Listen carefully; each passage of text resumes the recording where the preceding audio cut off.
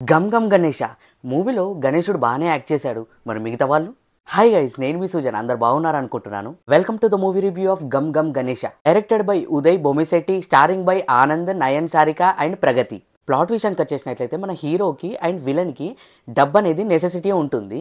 So వాళ్ళు ఆ డబ్బు కోసం ట్రావెల్ అయ్యే జర్నీ అండ్ వాళ్ళకి డబ్బు ఎందుకు కావాలి, నెసెసిటీ ఏముంటుంది, పర్పస్ ఏంది అనేదే మీరు మూవీలో చూస్తారు. ఇంకా ఓవరాల్గా మూవీ ఎలా ఉందంటే it's a completely average movie. Movie positives and negatives గురించి మాట్లాడుకుందాం. పాజిటివ్స్ ఏమంత లేవు. ఫస్ట్ అయితే మనం నెగిటివ్స్ మాట్లాడుకుందాం. ఉన్నది ఒకటే పాజిటివ్, మనం తర్వాత డిస్కస్ చేద్దాం. మూవీ ఫస్ట్ మైనస్ వచ్చేసి మనకు మూవీలో ఒక లవ్ స్టోరీ చూపించడం జరుగుతుంది. ఆ లవ్ స్టోరీ అసలు ఎందుకు చూపించిండు, దేని పర్పస్, పర్పస్ ఏంటి, దాని జస్టిఫికేషన్ ఏంది, సెకండ్ హాఫ్లో చూపిస్తాడా అంటే అట్లా కూడా కాదే. అసలు ఎందుకు పెట్టిండ్రు లవ్ స్టోరీ పెట్టిండ్రు, సో దాని కంటిన్యూషన్ ఏంది, దాని ఎండింగ్ ఏంది, అసలు నీడ్ ఏంటి అనేది మనకైతే అర్థం కాదు. సెకండ్ నెగటివ్ వచ్చేసి routine story. Routine story okay, routine story అని అంటే మనకి ఇలాంటి మూవీస్ స్వామిరాలలో కూడా వచ్చినాయి. స్వామిరారా మూవీ వచ్చేసి అది కూడా దానికన్నా ముందు ఇంకా ప్రీవియస్ మూవీస్ తీసినవే.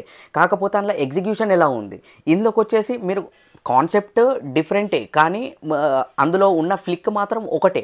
కాకపోతే ఇందులో మనం చూసేది రొటీన్ అయినా కానీ జనాలు ఎందుకు చూస్తారు ఇట్లాంటి చేజింగ్స్, ఇట్లాంటి థ్రిల్లర్, సస్పెన్స్ అండ్ కామెడీ ఇట్లాంటివి ఎందుకు చూస్తారు అని అంటే ఇందులో ఎగ్జిక్యూషన్ వీళ్ళు ఏ విధంగా చూపిస్తున్నారు, కొత్తదనం ఏముంది, రొటీన్ అయినా కానీ కొత్తదనం ఏముంది, సో అందులో అట్లా చూపెట్టింది. మరి ఇందులో ఎట్లా ఏ విధంగా చూపించబోతున్నారు మీరు అనేది ఎగ్జిక్యూషన్ అనేది ఇంపార్టెంట్. సో ఇందులో ఆ ఎగ్జిక్యూషన్ కంప్లీట్లీ ఫెయిల్ అయిపోయింది. ఈ థర్డ్ మైనస్ వచ్చేసి డైరెక్టర్ స్టార్టింగ్ 5 minutesలో మనకి భయం, అత్యాస, కుట్ర దీనికి సంబంధించింది ఒక చిన్న ఇన్ఫర్మేషన్ ఇస్తాడు.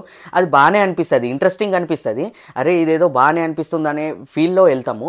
మూవీ జర్నీ అనేది ఎలా ఉంటుందంటే అవంతటా అవి టెంప్లెట్లు లెక్క ఒక సైడ్కి వస్తాయి అనమాట. భయం ఇక్కడ, ఆహా ఓహో ఇది మనము భయం అనుకోవాలి, ఇంకొక దగ్గర మళ్ళీ వేస్తారు ఇది అత్యాస, ఓహో ఇది అట్లా అనుకోవాలి. అంటే మనము మూవీతోటి ఎంగేజ్ అవ్వలేము అంటిలైన్ అన్లెస్ అక్కడ ఒక నోట్ ఇచ్చేదాకా. సో నాకు అంత రిలవెంట్గా అనిపించలేదు, మూవీతోటి ఎంగేజ్ కూడా కాలేకపోయినాను. ఆ కాన్సెప్ట్ ఏదైతే భయం, అత్యాస, కుట్ర అని డైరెక్టర్ చెప్పాడు. ఇక మూవీ పాజిటివ్స్ గురించి మాట్లాడుకున్నట్లయితే చెప్పాను కదా ఒకటే పాజిటివ్ ఉందని చెప్పేసి. ఆ ఒక పాజిటివ్ వచ్చేసి సెకండ్ హాఫ్లో ఒక 20 minutes నెక్స్ట్ లెవెల్ కామెడీ ఉంటుంది. అది మనము ఇది వరకు చూసిన కామెడీ లాగా అస్సలు అనిపించదు. క్రింజ్ కామెడీ అయితే కానే కాదు, ఫ్రెష్ కామెడీ, చాలా నవ్వుకుంటాము. ఒక 20 minutes అయితే బాగా నవ్వస్తాయి. ఎంత కాదనుకున్నా కానీ ఆ డల్ మూడ్లోకి వెళ్ళి మనకి స్మైలింగ్ ఫేస్ తెప్పించింది అంటే ఆ వెన్నెల కిషోర్ అనే కాన్సెప్ట్ హిలేరియస్ నవ్విపిస్తాడు.